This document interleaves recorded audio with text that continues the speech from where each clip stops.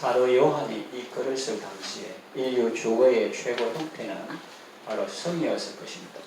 난공불락의 요새와 같은 견고한 성 안에 궁궐과 성전과 관공서와 백성들의 주거지역이 있는 그런 성이었을 것입니다. 성령님은 사람들이 알아듣기 쉽고 이해하기 쉽게 사람들 눈높이에 맞추어서 설명해 주시는 것 같습니다. 본문에는 거룩한 성이 나옵니다. 하늘에서 하나님께로부터 내려오는 새 예루살렘입니다. 자, 그렇다면 이 성은 무엇이며 또 어떤 곳인지 말씀을 살펴보면서 함께 은혜를 받겠습니다. 첫째로 예수님의 신부입니다. 본문이 말하는 예루살렘은 지금 이스라엘에 있는 그 예루살렘을 가리키는 것이 아닙니다. 하나님께로부터 하늘에서 내려오는 성입니다. 새 예루살렘입니다. 이것은 어떤 건물이나 물질적인 형태를 말한다기보다 교회를 의미한다고 보는 것이 좋습니다. 여기서 교회란 건물을 의미하기보다는 예수님을 믿는 저와 여러분을 가리킨다고 보는 것이 타당합니다.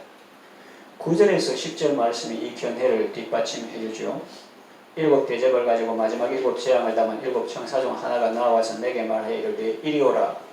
내가 신부 곧 어린 양의 아내를 네게 보이리라 하고 성령으로 나를 데리고 크고 높은 산으로 올라가 하나님께로부터 하늘에서 내려오는 거룩한 성 새 예루살렘을 보이니 그랬습니다. 그러므로 거룩한 성 새 예루살렘은 그리스도의 신부요 어린 양의 아내를 가리켜 말한 것임을 알 수 있습니다. 건물이나 장소도 중요하지만 사람은 더 중요합니다. 교회에서도 건물이나 시설보다 더 중요한 것은 거기 모이는 사람들입니다. 성도들입니다. 성도들이 서로 사랑하고 진리 안에서 진실한 교제를 나누고 서로 축복하고 위하여 기도하고 세워줄 때 그곳에 하나님의 나라가 임하고 그곳에 천국의 기쁨이 있는 것입니다. 한 영혼을 사랑하고 서로 소중히 여기며 서로 축복함으로 이 땅에서부터 거룩한 성 새 예루살렘의 시민으로서 아름답고 복된 삶을 살아가시기를 바랍니다. 두 번째, 하나님의 장막이 있습니다. 3절에 보면 내가 보니 보좌에서 큰 음성이 나서 이르되 보라 하나님의 장막이 사람들과 함께 있음에 하나님이 그들과 함께 계시리니 그들은 하나님의 백성이 되고 하나님은 친히 그들과 함께 계셔서 그랬습니다. 거룩한 성에는 하나님의 장막이 사람들과 함께 있습니다. 하나님의 장막이란 무엇일까요? 먼저 장막에 대해서 알아보겠습니다.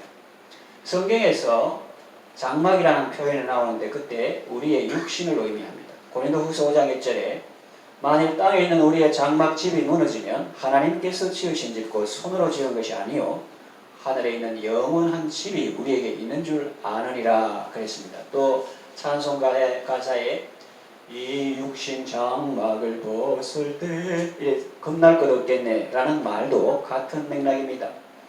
그렇다면 하나님의 장막이란 무엇일까요? 그것은 하나님의 임재를 말합니다.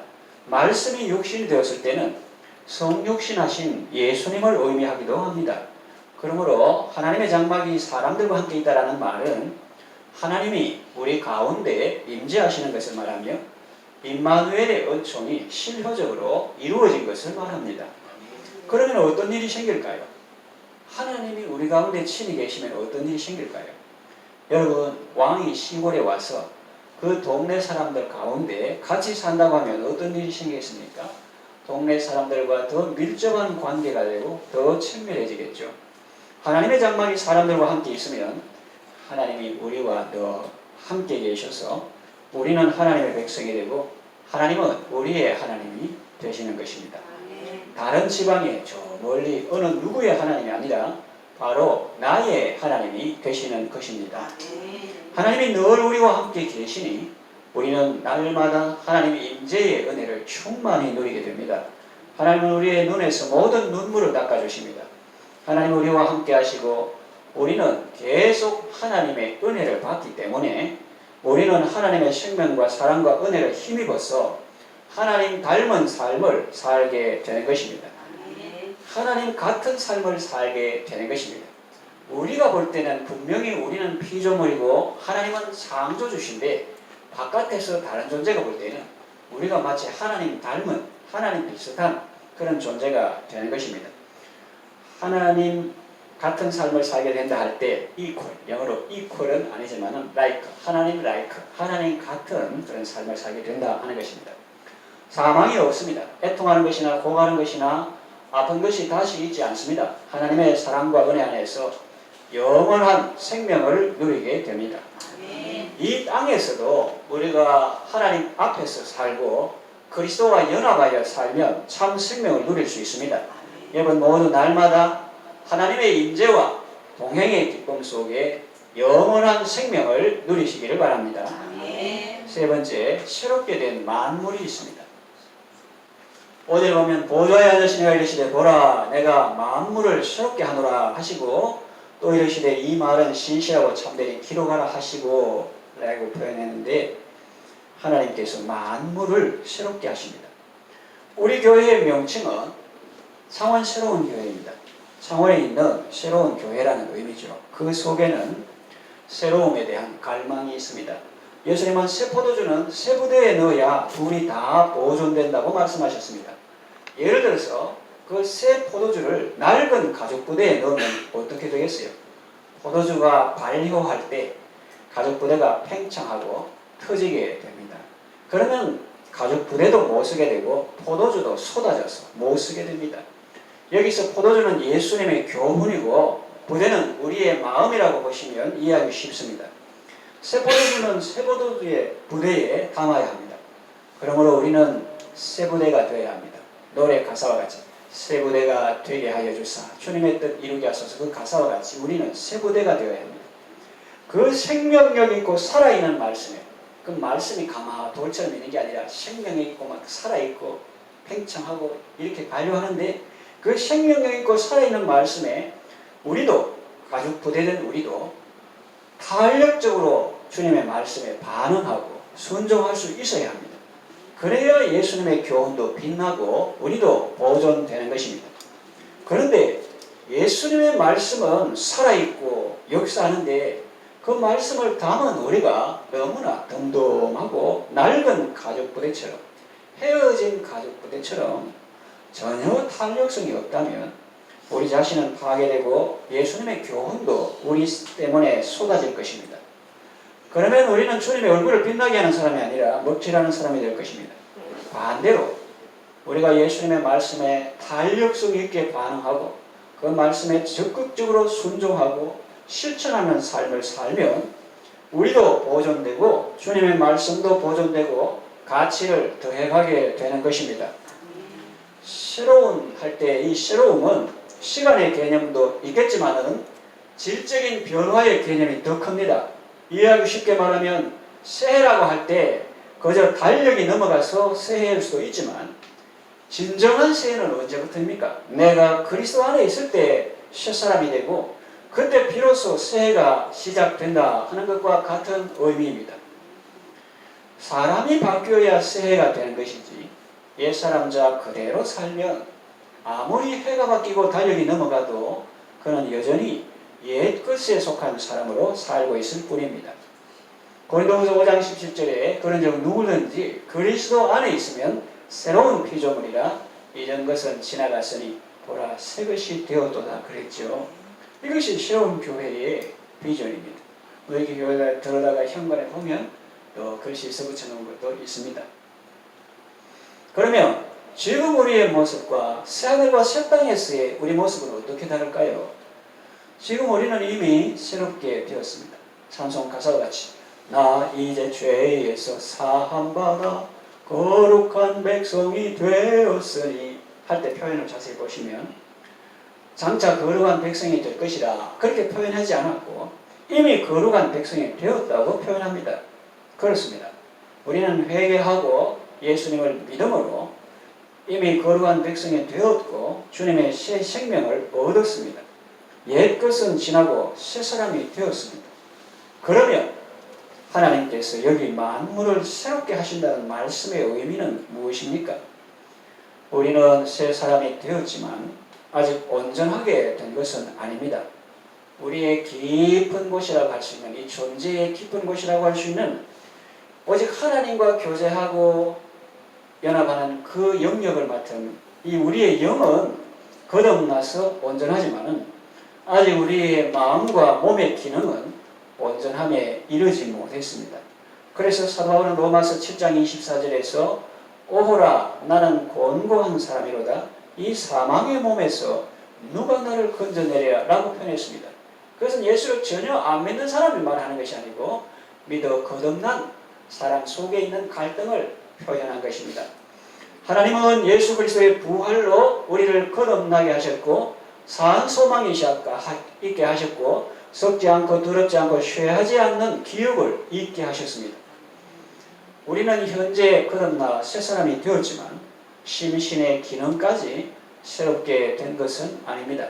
지금은 성화의 과정에 있습니다. 하나님은 중생한 사람의 영을 기초로 거듭난 사람의 그 속에 있는 영을 기초로 거듭난 그 영을 기초로 그의 심신의 기능까지 새롭게 하시고 나아가 거듭난 그 사람을 통해서 모든 만물을 새롭게 하시는 그런 계획을 가지고 계십니다. 우리가 성령님과 또 우리 안에 있는 거듭난 영의 인도를 따라서 살 때에 그 계획이 성취되어 가는 것입니다. 로마서 8장 13절에서 14절 너희가 육신대로 살면 반드시 죽을 것이로되 영으로서 몸의 행실을 죽이면 살리니 무릇 하나님의 영으로 인도함을 받는 사람은 곧 하나님의 아들이라 그랬습니다. 이처럼 이 말씀과 같이 우리가 하나님의 영으로 인도함을 받고 다시 말하면 성령님의 인도하심을 받고 또 성령으로서 몸의 행실을 죽일 때 이 몸의 행실을 하는 것은 그 육신의 교만, 질투, 시기, 다툼 이런 걸 말합니다. 그 몸의 행실을 죽이는데 내 결심과 노력으로 되는 게 아니에요. 영으로서 몸의 행실을 죽이면 살리니 그랬어요. 성령으로서 그래 육신의 소욕을 이길 수 있습니다. 그래서 우리가 하나님의 영으로 인도함을 받고 성령으로서 몸의 행실을 죽일 때 살게 되고 성화되고 더욱 새롭게 되어가는 것입니다. 지금 우리는 이런 과정을 통과하고 있습니다. 새하늘과 새 땅에서 우리는 하나님의 사랑과 능력으로 온전히 새롭게 될 것이고 모든 만물들도 하나님의 능력으로 새롭게 될 것입니다. 그때 새로운 교회의 비전이 온전히 이루어질 것입니다. 이 중차대한 사건 속에서 새로운 교회는 우리의 무엇을 말하려는 것이 아니라 하나님께서 피조 세계에 대한 놀라운 일을 이루실 때 우리도 그 하나님의 놀라운 계획 속에 있다 하는 것을 말씀하는 것입니다. 겉으로는 우리 비전이 새로운 교회의 비전이 이루어진다고 표현했지만 정확하게 말하면 하나님께서 이미 성경 말씀을 통해서 우리에게 보여주신 그 하나님의 비전이 이루어진다 하는 그런 의미입니다. 6절에 이루었도다 라는 말씀이 있습니다.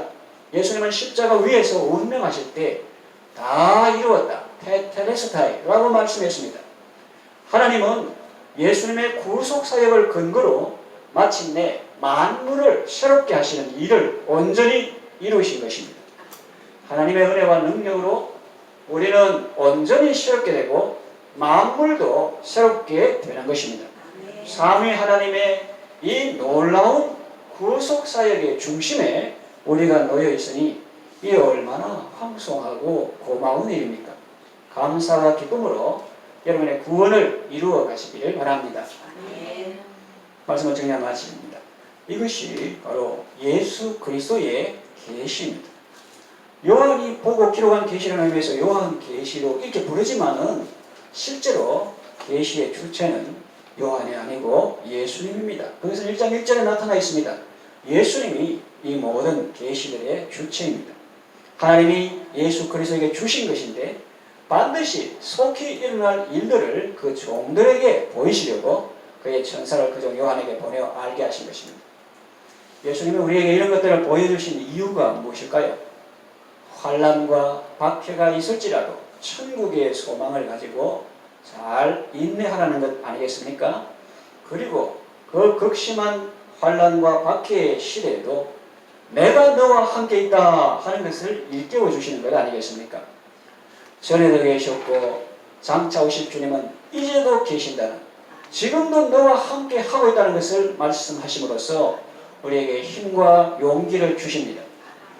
초대교회 성도들은 도미티안 황제의 시대의 박해 속에서도 이 예수 그리스도의 계시를 통해서 힘과 용기를 얻었고 믿음으로 승리했습니다. 우리가 사는 시대는 어떻습니까? 지구상에는 아직도 성경책을 소지하기만 해도 죄가 되는 나라가 있습니다. 이 교도들에 의해 교회당이 불타고 예배 드리던 사람들이 폭행당하는 지역도 있습니다. 그렇다면 한국은 신자들에게 어려움이 없을까요? 예배한다고 잡아가지는 않습니다. 대한민국 헌법에는 종교의 자유가 있고 신앙의 자유가 있음을 명시하고 있습니다. 감사한 일이죠. 그러나 여러분, 지상교회는 전투교회입니다. 사탄 마귀는 여러 형태로 우리를 공격합니다. 때로는 박해로 공격하기도 하고 때로는 유혹으로 공격하기도 합니다.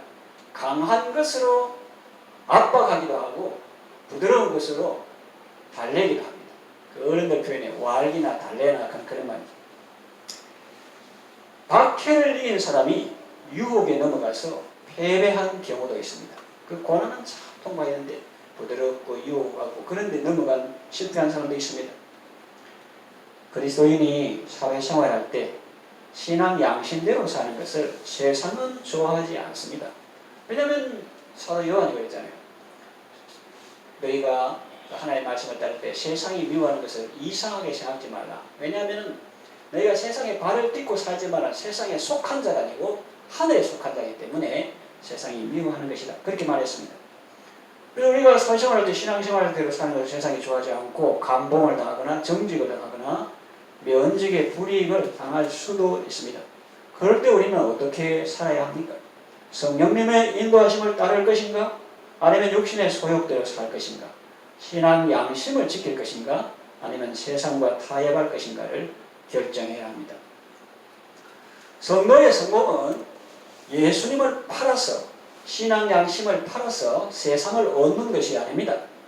환난과 고통 속에서도 그 그리스도와의 연합이 끊어지지 않고 세상은 돈이 권력이 관계 이 연합을 끊어보려고 막 땡겨도 나는 절대로 그리스도와의 연합을 꼴끔 붙들고 놓지 않는 그것이 승리요 성공인 것입니다. 그리스도와 언제나 함께하는 것, 이것이 그리스도인의 진정한 성공인 것입니다. 그러니 여러분 예수 그리스도의 계시를 읽으십시오. 요한계시뿐만 아니라 전체 성경을 읽으십시오. 또 이 제5복음서라고 하는 요한계시록을 읽어보십시오. 환난과 박해 가운데서도 주님은 우리와 함께 하십니다. 그 옛날 갈릴리 유대 땅 다니시는 복음서에 나타난 예수님뿐만 아니라 오늘날도 7 교회에 다니시며 촛대사회를 그리시며 7 교회 사자를 손에 붙들고 역사하시는 전능 함께 다스리십니다. 그래서 제5복음서라고 하는 것입니다. 7 큰 촛대사회를 다니시고 교회 사자들을 능력의 손에 붙드시고 성도들 가운데 다니십니다. 그래서 도미티안이나 자기를 신이라는 황제가 있었거든요. 도미티안이나 사장님이나 강성노조나 세상의 그 누구가 이 세상을 주관하는 것이 아닙니다. 예수님이 다스리시고 예수님이 거느리시고 예수님이 주관하십니다. AD라는 말의 뜻이 바로 그것입니다. 여러분 BC는 알죠? 시대를 할 때 BC, AD를 나누는데 BC는 Before Christ, 예수님 오기 전, 주전 이거고 그러면 AD는 뭐냐? Anno Domini 이래가지고 우리 주님의 해, 우리 주님이 다스리는 해 이런 뜻입니다. 말 그대로 AD 2023년이라는 말은 우리 주님이 다스리는 해 2023년이라는 말입니다. 신기하죠? 그 불교 나라 태국이나 뭐 저런 나라도 그런 걸 쓰는데 알고 그러는지 모르고 그러는지. 그러나 그 속에 AD 그런 것은 분명히 Anno Domini 우리 주님이 다스리는 해 이런 뜻이에요. 주가 다스리심을 분명히 알 때 우리는 극심한 환난의 때나 유혹의 때에도 주님을 바라보므로 승리할 수 있습니다. 거룩한 성 새 예루살렘의 비전을 바라보면서 여러분 모두 믿음으로 승리하시기를 바랍니다. 아멘.